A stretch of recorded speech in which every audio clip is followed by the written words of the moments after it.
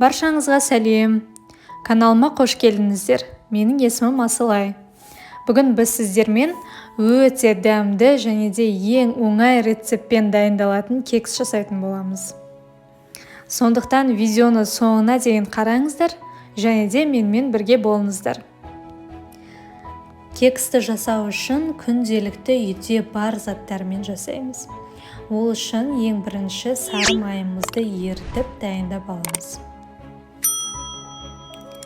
Үстіне қантымызды құйып, жақсылап араластырамыз. Қоспалардың мөлшері описаниеде нақты түрде жазылған.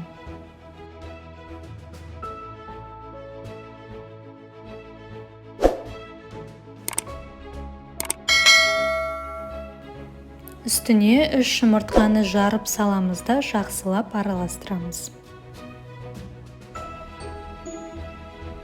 Тұзымызды саламыз.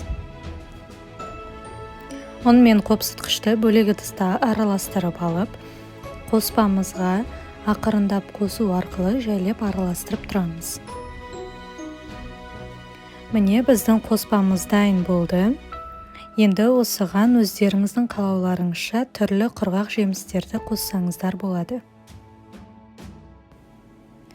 Мен өзім сары мейізді қосамын.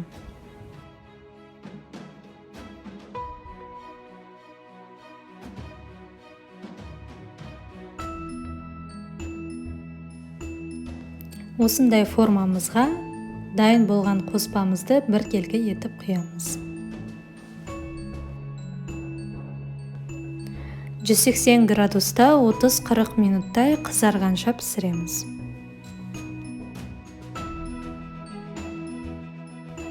Мінекей біздің кексімізді дайын болды. Қызарып, ортасы да жақсы көтеріліп пісіп шықты. Енді келесі кезекте мен үстіне балдан жасалынған сиропты жағамын және де қант ұнтағын кішкене мөлшерде сеуіп шығамын.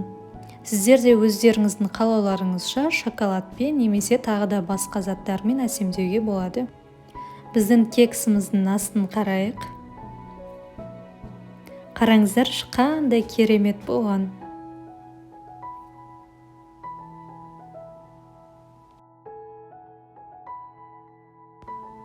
Осы рецепті міндетті түрде жасап көріңіздер, өкінбейсіздер.